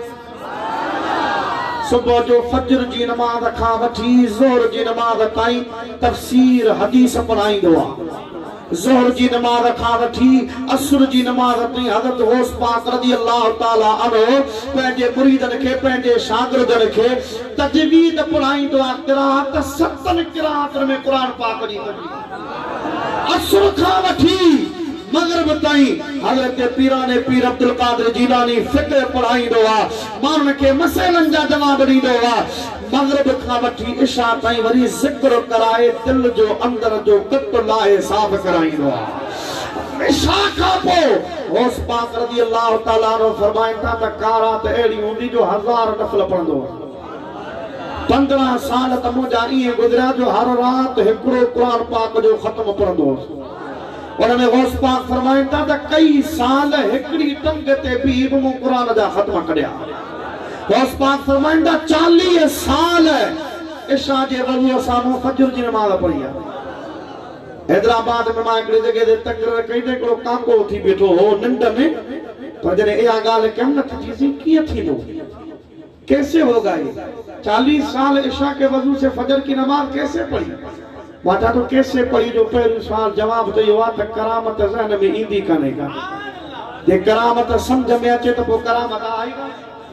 नंबर 2 आलमन इन जो जवाब इहो लिखियो आ त ओस पाक इशा जी नमाज खा इशा जे वज़ू सां फजर जी नमाज पढ़ंदो इन जो मतलब इहो आ त घरवारी जा हक़ बि अदा कंदो ओस पाक के तबई तौर ते क़ज़ा हाजत बि ईंदी पेशाब वग़ैरह बि ईंदो निंद जो को झटको बि ईंदो वज़ू बि भजंदो हो पर हज़रत ओस पाक जीअं ख़बर पई त वज़ू में न आया ओडी महिल ई तयम्मुम करे वञी वज़ू कंदा माना पानी हाथ कन पानी गड कन पानी रखन ओस ते तयम्मुम करे जल्दी तयम्मुम छो तयम्मुम वज़ू जो नाइब जल्दी तयम्मुम करे पोगोस पाक रज़ी अल्लाह ताला वज़ू करे वरी इबादत में मसरूफ थी वेंदा एड़ी तरह 40 साल ओस पाक गुज़ारा जो इशा जे वज़ू सां फजर जी नमाज तो आरो पीरन जो पीर बुढ़ड़ियो जो बेड़ो तारींदो या न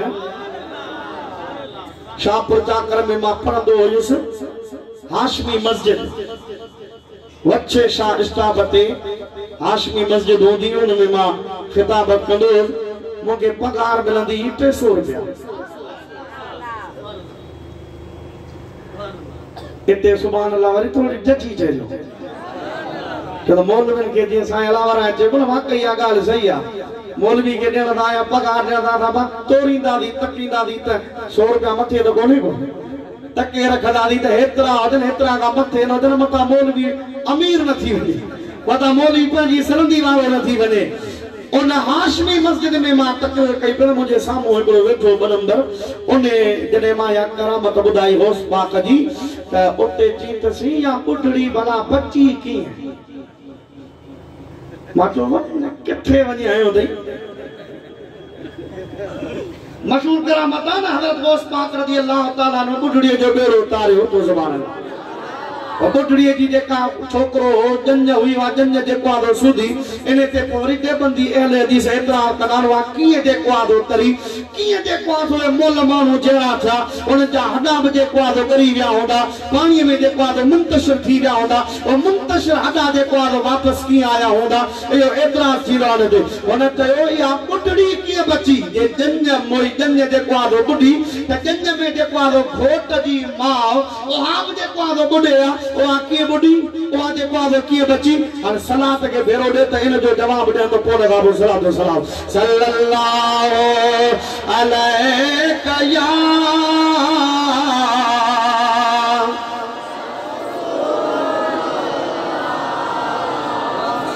वसल्लम अलैका या असी तो बिना दलील जे चंदा मनो या न यारो आवाजी अमरजी असा जो तनारो जिए दस्तगीरा मनो या न यारो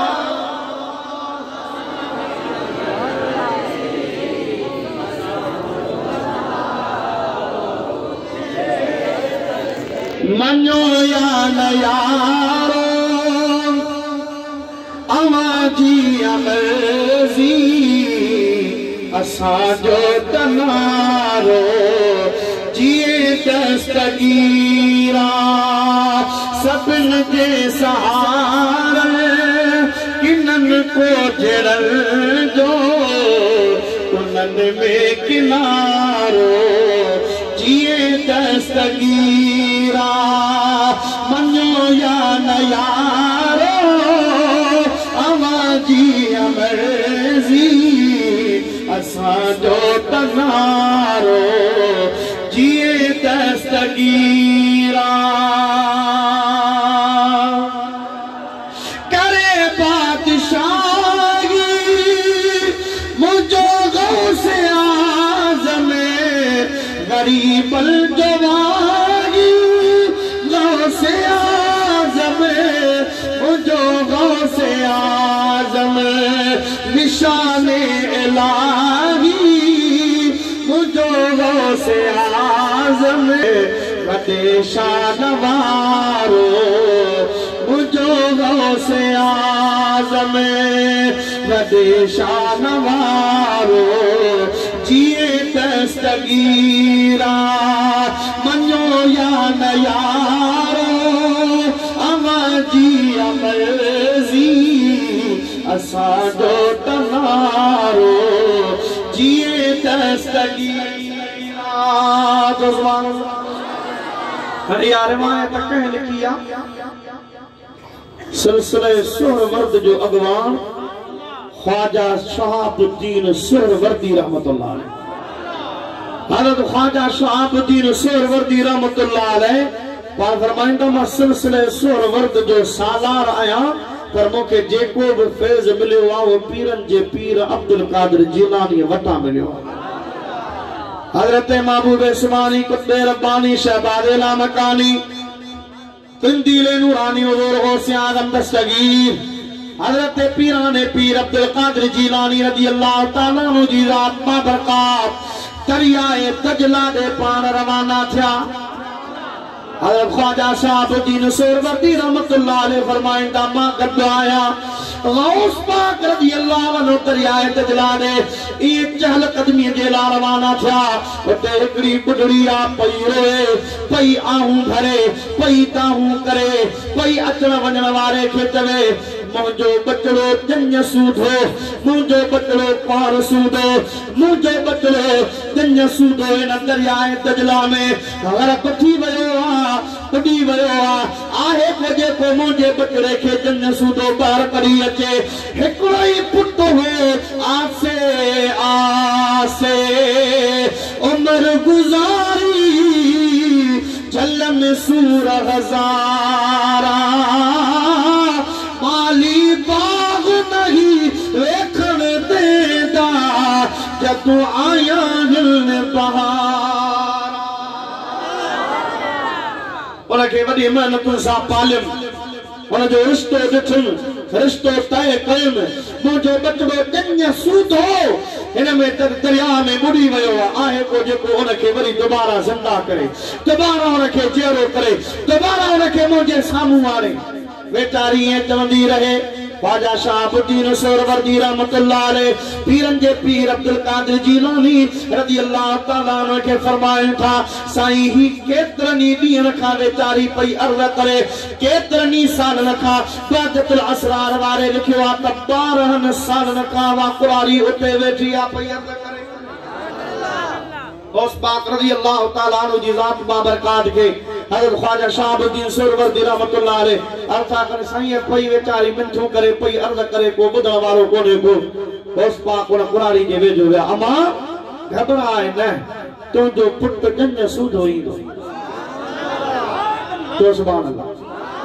माण्हू चवनि था त इहो शिरक थी वियो या बिदअत थी वियो इहो हराम थी वियो इहो कुफ्र थी वियो और मौजूदा उन कुरारी पीरन जे पीर के चयो कोने ही सहारो बेसहारन जो पाण आयो। गौस पाक रज़ी अल्लाह तआला अन्हु अमा के चयो अमा तुंहिंजो पुट जंज सूदो ईंदो बच्चा दिलासा त हर को थो ॾे ये कूड़ा दिलासा मूंखे न ॾे। पीरन जो पीर फरमाए तो कूड़ा दिलासा ॾियण वारो केरु ॿियो हूंदो मां कूड़ा दिलासा ॾियण वारो कोन आहियां। गुफ्ताए ओ गुफ्ताए अल्लाह बगदे करके अज़हर क़ूम अब्दुल्लाह बगदे अल्लाह आगे वली जे ज़ुबान मां जेके लफ़्ज़ निकरंदा आहिनि ज़ुबान वली जी हूंदी आहे हक़ीक़त में कलाम अल्लाह जी ज़ात जो हूंदो। सुभानी पीरन जे पीर अब्दुल कादिर जिलानी थोड़ा हाई वठना रो तकबीर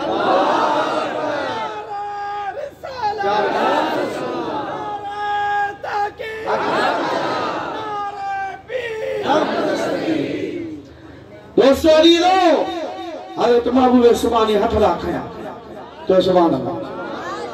देवबंदी अहले हदीस एडो ज़हन खराब कंदा माण्हुनि जो चवंदा बाबा अल्लाह बुढ़ा बेड़ा तारींदो वो पीरन जे पीर कीअं तारिया मां चवंदो पीरन जे पीर अहले सुन्नत व जमात जे आलम खां पुछा कर तू रक्शे वारे खां पुछा कंदे छा ॿुधाईंदो तू गोली दे मांगड़ी वारे खां तू गोली दे के धोबीअ खे के दर्जीअ खे तू गोली दे के हारीअ खे न अच के कारी मुहबुला जहिड़े पहलवान जे हथ में हथ ॾे त ख़बर पए त के ॿुधाए त पीरन जे पीर बेड़ो कीअं तारे। बाकी ये पेतारा बना वठने तो के पतो के पवंदो त हज़रत गौस पाक बुढ़ड़ीअ जो बेड़ो कीअं तारे। होश पाक ये चे तो मां अल्लाह होया न, होश पाक ये चे तो मुंह में ताकत न, होश पाक ये चे तो मां बुढ़ड़ी जो बेरो तारण वारो होया न। पीरन जे पीर अब्दुल कादिर जीलानी रज़ी अल्लाह ताला अन्हु जी ज़ात बाबरकत हथड़ा मथे खया आहे। मिशकात शरीफ जी हदीस पाक रुब अशअस अग़बर कई अरबाना हुंदा आहिनि जेके ॾिसण में सादा हुंदा आहिनि, जिंदा वार तिड़ल पखड़ल हुंदा आहिनि, फणी वारनि खे ॾिनल कान हूंदी आहे, पर जॾहिं उहे रब जी बारगाह में हथड़ा खणंदा आहिनि अल्लाह से उन्हनि जा हथड़ा मोटाईंदो कोन्हे, जीअं चवंदा आहिनि रब उन्हनि जा अर्ज़ अधाईंदो। महबूब सुभानी दुआ घुरी आहे, पीरनि जे पीर दुआ घुरी आहे, या अल्लाह इहा ॿुढड़ी वेचारी पई हिते रोई, केतिरनि सालनि खां पई मिनथूं करे अचण वञण वारनि खे पई चवे मुंहिंजो ॿचिड़ो ॿुॾी वियो आहे को जेको तारे। मौला उहा वेचारी सबाजड़ी आहे, पढ़ल लिखल कान्हे का, सादड़ी आहे, पर अल जन्नत तहत अक़दामिल उम्महात, तुझे नबी मां जे पेरनि जे हेठां जन्नत रखी छॾी आहे। हीअ मां जो आवाज़ आहे, दर्द आहे मां जे आवाज़ में। मौला हिन जे लाइ मां तुंहिंजी दरबार में सिफारिश थो कयां, अर्ज़ थो कयां, इल्तिजा थो कयां, ओ मौला रब करीम हिन ॿुढड़ीअ जे ॿचिड़े जो जेको बेड़ो ॿुॾल आहे, बेड़े में जेके माण्हू ॿुॾा, जेके माण्हू मरी विया, जिनजा कंहिंजा हॾा ॻरी विया हूंदा, कंहिंजो हॾो काॾे वियो हूंदो, कंहिंजो जिस्म काॾे वियो हूंदो, कंहिंजो हिसो काॾे वियो हूंदो, मुंहिंजा रब तूं हर शइ ते क़ादिर, भले 12 साल छा 12 सदियूं गुज़री वञनि, मुल्क खे जहिड़ो करण जी कुदरत क़ादिर तो ॾिया। ओ मुंहिंजा रब करीम हिन ॿुढड़ीअ जे ॿचिड़े जे उन बेड़े खे वरी दुबारा पार ते लॻा। खुदा जो कसम आहे, पीरनि जे पीर दुआ घुरी आहे, वो ॿुॾल बेड़ो तरियो आहे, आयो आहे वापसि। बेड़ो जेको आहे हाणे इन ते को चवे त वे कीअं ॿुॾल बेड़ो कीअं तरियो, उहे मां चेहरा कीअं थिया, इन ते क़ुरान पाक जा कई मिसाल आहिनि। हिकिड़ो मिसाल तव्हांखे ॿुधायां, सामरी जादूगर जो। जागो था, सूरे बकरा, सूरे ताहा तव्हां खोलियो, उन जा तफ़सीर तव्हां ॿी कंपनी जा बि भले पढ़ो, तर्जुमा पढ़ो तव्हां, उन्हनि जे तर्जुमनि में क़ुरान पाक नस्से कतई आहे, नस्से क़ुरान आहे। हज़रत मूसा नबीना अलैहिस्सलाम तौरात वठण जे लाइ अल्लाह जी बारगाह में वियो, हारून अलैहिस्सलाम अॻे पोइते छॾे वियो। मूसा अलैहिस्सलाम 40 ॾींहं 40 रातूं जेको आहे उते रहियो रब जे हुज़ूर में। 40 ॾींहंनि खां पोइ वापसि आयो त हारून अलैहिस्सलाम सां गॾु जेके बनी इसराईल हा उहे बछड़े जी इबादत में लॻी विया, बछड़े जी पूजा में। बछड़ो माना गाबो, और गाबो छा हो, वो सामरी जादूगर गाबो ठाहियो। छा सां ठाही, सोन चांदी लोह पितल तामू ये जमीन जो मादनियात मिलाए गाबड़े जी शक्ल ठाही। मूसा अलैहिस्सलाम खां पुछा कई त तो हिन में हयाती के विधी, हिन में साह के विधई, जो गाबड़ो हले बि पियो, ॻाल्हाए बि पियो, रत बि रवानी की करे, कीअं को हिन में साह विधो। क़ुरान थो चवे फबसरतु बिमा लम यबसरू बिही फक़बतु क़बदतम मिन असर रसूल फनबस्तुहा वकज़ालिक सव्वलत ली नफ्सी। गाल ही हुई जो जॾहिं न तू मूसा बनी इसराइल के वठी निकिते फिरौन जे उन क़ैद मां दरिया ते तो पंहिंजी लठ आई त 12 रस्ता ठही पिया। उन्हनि 12 रस्तनि मां ॾिठो त तुंहिंजी कौम बनी इसराइल निकिरी आई। पोयां फिरौन पे आयो, फिरौन घोड़े ते सवार हो, हाणे घोड़ो फिरौन वारो अंदर रस्ता ठहिया पिया। मूसा ऐं मूसा जा जेके उम्मती आ वे पार टपी आया। फिरौन चयो त रस्ता ठहिया पिया आहिनि, मां बि लंघा, पर घोड़ो अंदर अचे ई न, घोड़ो अंदर अचण जी करे ई न। अल्लाह ताला जिब्रील खे फरमाया, जिब्रील वञ इन जे घोड़े जे अॻियां रखो घोड़ी, वो पाण इहो घोड़ो घोड़ी जे पोयां लॻी।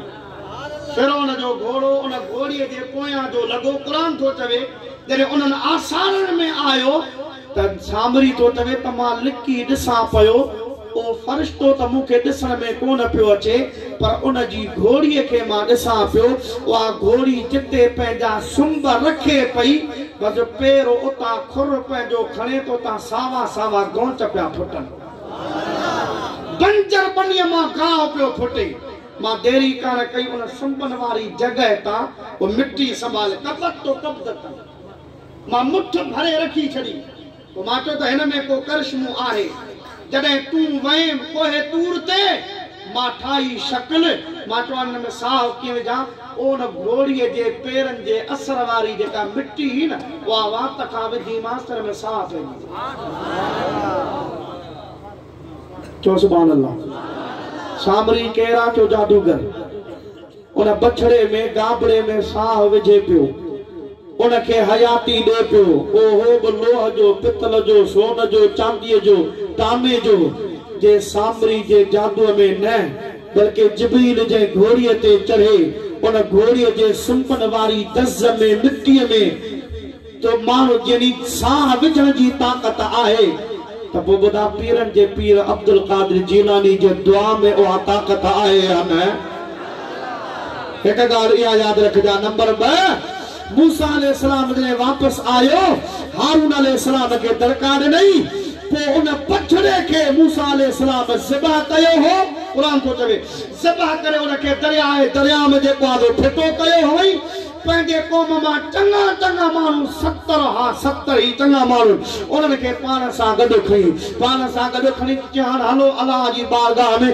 रब खां माफ़ी वठो 70 माण्हू पाण सां गॾु खणी हिकिड़े झुड़ में हज़रत मूसा अलैहिस्सलाम अंदर दाख़िल थियो अलाह जे नबीअ में आ ताक़त हुई जॾहिं रब सां कलाम करे मोटी ईंदो हो मूसा अलैहिस्सलाम जो मुंहुं ईअं परंदो हो जो केरु ॾिसी कोन सघंदो मूसा अलैहिस्सलाम मुंह ते निकाब रखंदो हो पर्दो ॾेई पोइ हलंदो हो जेसि ताईं वञी उन जो असर जेको आहे सो रहे असर वञी जेको आहे घटि थिए हज़रत मूसा अलैहिस्सलाम जी ज़ात बाबरकात उन 70 माण्हुनि खे उन झुड़ में पाण सां गॾु रखियो जे जो झुड़ में उहे नज़ारा ॾिठो झुड़ खां मूसा अलैहिस्सलाम ॿाहिरि आयो उहे चवण लॻा नरल्लाह जहरतन मूसा रब खे चयो असीं अल्लाह जो दीदार करण था चाहियूं रब जो दीदार करण था चाहियूं अल्लाह ताला फरमाए फअखज़तकुम साइक़तु व अंतुम तंज़ुरून उन 70 माण्हुनि खे आसमान मां बिजली आई उन बिजली उन्हनि खे ॻारे साड़े ख़त्म करे छॾियो 70 माण्हू ॻरी ख़त्म थी विया मूसा अलैहिस्सलाम रब जी दरबार में को मौला 70 चङा हा हिननि खे वठी आयो आहियां ही 70 माण्हुनि मां हिकिड़ो बि माण्हू मुंहिंजो खुटल हूंदो त क़ौम वारा चवंदा मूसा काॾे कई अलाह जी फरमा कलीम छा कपई मौला ने के जेरो तो सुभान अल्लाह छा करे रन के मौला जेरो कर कलीम छो ई गरी सड़ी खत्म थी गया मौला तो जे नबी जी इज्जत दी गाला वापस में तो समानु मुखे कोन मनीदा मानो जना मूसा तो में फ्रे बातों में ठगी आ मुजी जात ते एतराज मन तुजी जात ते एतराज ईंदो ओ मोजा रब करीम मा तो जो नबी आया तो जो रसूल आया तो के चवा तो भले बिजली इनन के गारे सारे खत्म करे छयो वा पर इनन के वरी जरो कर अल्लाह ताला फरमा तो सुम्मा बअसनाकुम मिन बाद मौतिकुम लअल्लकुम तशकुरून उन 70 ईमान के मरण खा पो अल्लाह सी वरी दोबारा जरो कयो वरी दोबारा वे जरा रहा उन्होंने शादियों कयूं उन्होंने के औलाद थी उन्होंने जिंदगी गुजारी जेका जिंदगी लिखल हुई उन्होंने जी वह जिंदगी उन्होंने पूरी कई जे 70 माण्हू मूसा जा मरण खां पोइ गरण खां पोइ दोबारा जरा थी सघन था रब उन्होंने के जहिड़ो कयो आहे त पीरनि जे पीर अब्दुल कादिर जीलानी जी दुआ सां बि उहो उॾल ॾोड़ो तरी सघे थो अना अचो कुरान तो तवे इज़ क़ाल इब्राहीम रब्बि अरनी कैफ़ तुहिल मौता इब्राहिम चो मौला तू मोनन के जेरो कीअं कंदो आहीं? अल्लाह सी फरमा ईमान कोन थी, ईमान आहे पर इत्मीनान थे।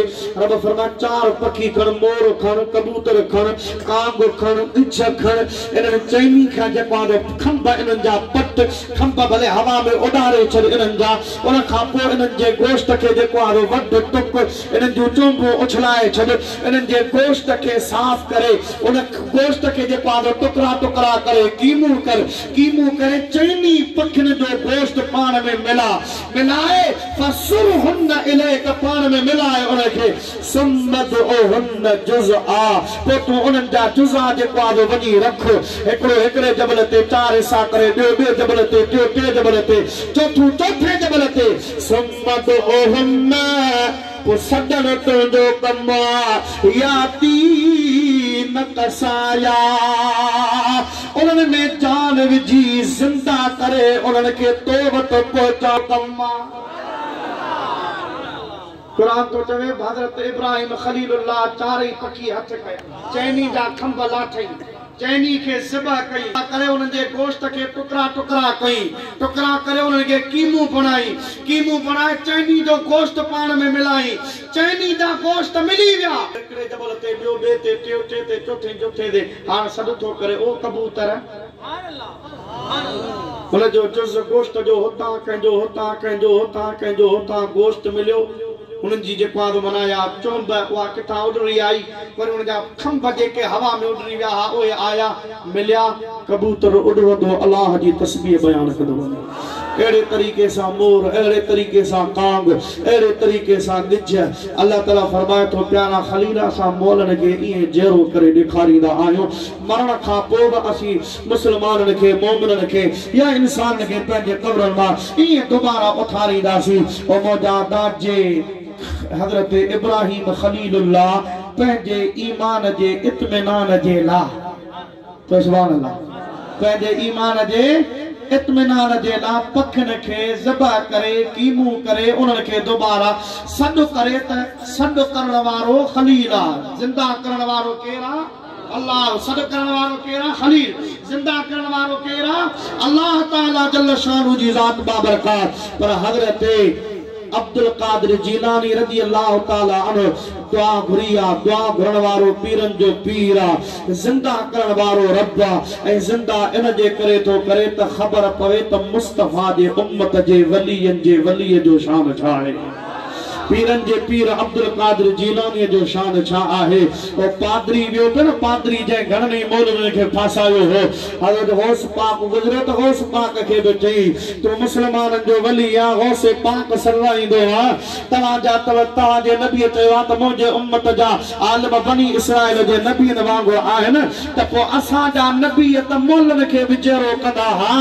जे तव्हां बि नबीअनि वांगुरु आहियो, मुस्तफ़ा खां ॿियो को नबी कोन्हे, को आख़िरी नबी आहे, पर तव्हां उन वांगुरु वाज़ तबलीग कंदो, या नबी मौजूदो ॾेखारींदा हा, तव्हांजो नबी मौजूदो ॾेखारींदो हो, पर जे नबी कोन्हे तव्हां उम्मत जा वली आहियो त तव्हां करामत ॾेखारींदो, पंहिंजी करामत सां को मुर्दो त जहिड़ो करे ॾेखार।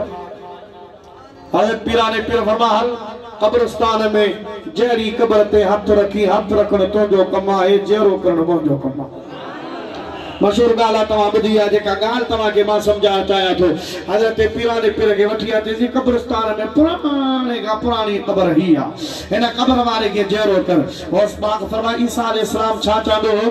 चई ईसा अलैहिस्सलाम चवंदो कुम बिइज़्निल्लाह, उठ अल्लाह जे इज़्न सां।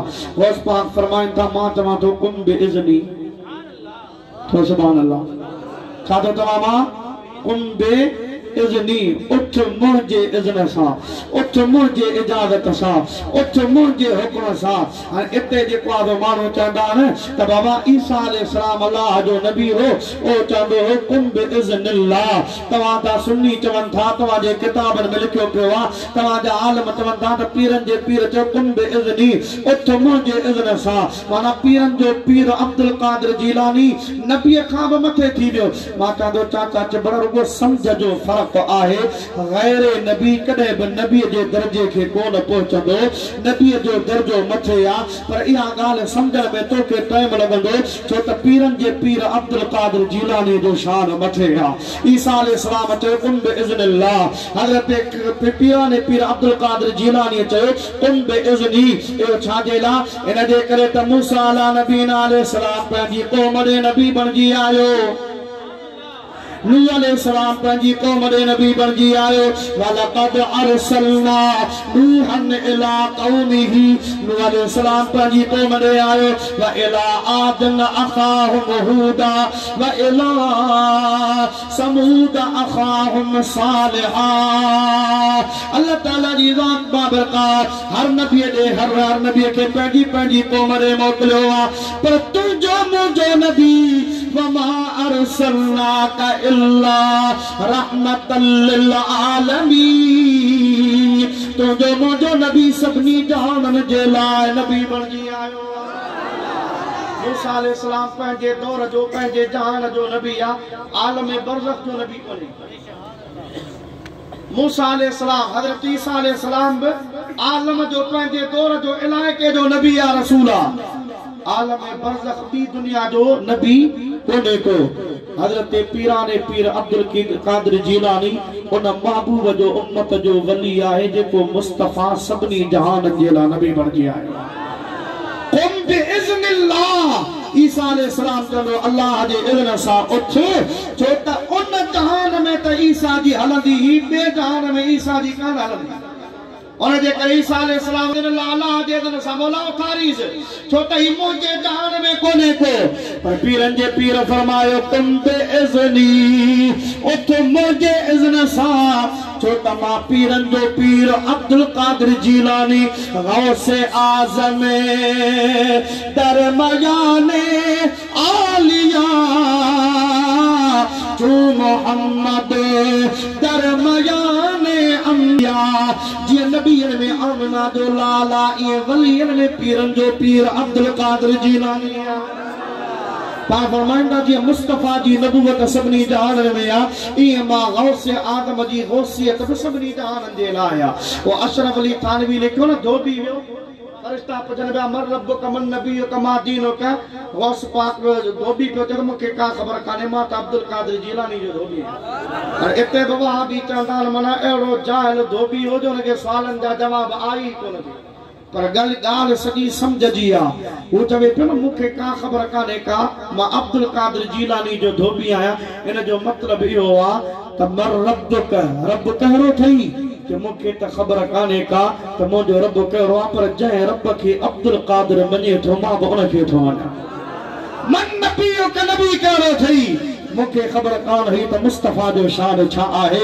पर मां उन नबी जो उम्मती आहियां मुंहिंजो नबी उहो आहे जंहिंजो ॾिस मूंखे पीरन जे पीर अब्दुल कादिर जीलानी ॾिनो आहे मां दीन कहिड़ो अथई मूंखे दीन जी बि ख़बर कान हुई पर मूंखे दीन ते आणण वारो अब्दुल कादिर जीलानी आहे इन जे करे चवे थो मूंखे ॿी का ख़बर कान्हे का मां पीरन जे पीर अब्दुल कादिर जीलानी जो धोबी आहियां इन जे करे असां चऊं था मञो या न यारो अवाजी अमरजी असांजो तनारो जिए दस्तगीरा रहियो ॾेई गुलामी गुलाम नबिया नंढे लाइ लाको फज़ल थियो रबिया फज़ल थियो कंदो झंग झर में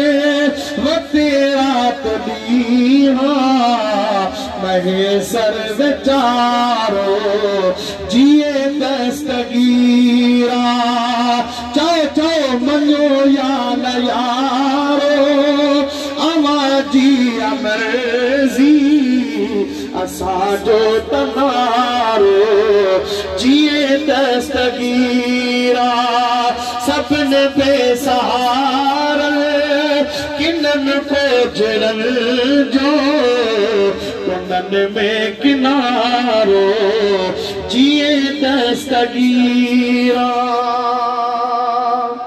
अल्लाह अल्लाह पाक जल्ल शानु मुझी हाज़री तमाजी हाज़री पंहिंजी बारगाह में कबूल मंजूर फरमाए। हजरत महबूब सुबहानी कुतुब रब्बानी शहबाज़ लामकानी कंदील नूरानी हुजूर गौस आज़म दस्तगीर अश-शेख अब्दुल कादिर जीलानी अल हसनी वल हुसैनी रदियल्लाहु तआला अन्हु जी ज़ात बाबरकात मुस्तफा करीम जा गुलामो पंहिंजे नाने महबूब करीम अलैहिस्सलातु वस्सलाम जे दीन जी प्रचार कई कदमी हाज़िही अला रक़बत कुल्ल वलीइल्लाह सदर फरमान मुंहिंजो ही कदम सभिनी वलीयन जे कुलनि ते आ उन्हनि जे गर्दननि ते आ। असां चिश्ती हुजूं नक्शबंदी हुजूं सोहरवर्दी हुजूं या क़ादरी हुजूं असां के अल्हम्दुलिल्लाह पीरन जे पीर जो फैज़ आहे। असां क़ादरी आहियूं आस पाक जा बिल वास्ता या बिला वास्ता मुरीद आहियूं। तो यारी बारी जन्नतों जी कई आ रिस्क में बरकत तन जे पई आ पर पंजूना हेल न होना आई दे थींदा छो न अमीर तालिब मामू जो मुर्शिद तू आ दुनिया जा रहबर दम दस्तगीर। अल्लाह से मुझे हाज़री तमाजी हाज़री कबूल फरमाए। हज़रत क़िबला मुफ्ती अब्दुल रहीम सिकंदरी रहमतुल्लाह ताला अलैहि जो लगल ही तन जकवारो बूटो जेको तनावर दरख्त जी सूरत में थी चुको आ। ही आली शान मस्जिद ही आली शान मदरसो ही आली शान अदीम शान अल्हम्दुलिल्लाह ये सालाना गौसुल आज़म कॉन्फ्रेंस जेका अल्हम्दुलिल्लाह 13 कॉन्फ्रेंस आ यानी 13 साल मुसलसल इन कॉन्फ्रेंस के थिया है। दुआ आहे त अल्लाह ताला इन सिलसिले के क़यामत की जारी सारी फरमाए। इन गोठ जे मथा अल्लाह सी पंहिंजो रहम ऐं करम फरमाए। इन मदरसे के अल्लाह सी हमेशा आबाद फरमाए। अल्हम्दुलिल्लाह 4 नंढड़ा जिन कुरान पाक हिफ्ज़ मुकम्मल कयो जिन जी दस्तार थी अल्लाह अना इन में वाधारो फरमाए। रब उस्तादन के शागिर्दन के अना बरकतूं ॾे जो हिन मदरसे जी खिदमत तवा कंदा रहो। इदारे मां हाफ़िज़ उस्ताद तैयार थींदा रहन ऐं गौस पाक जो हकीकी माना में जेको यारी जो फैज़ आहे वो हकीकी माना में फैज़ अल्हम्दुलिल्लाह हिते वहे पयो मिले पयो ऐं इंशाअल्लाह ताला क़यामत ताईं मिलंदो रहंदो। वमा तौफ़ीक़ी इल्ला बिल्लाह व आख़िरु दावाया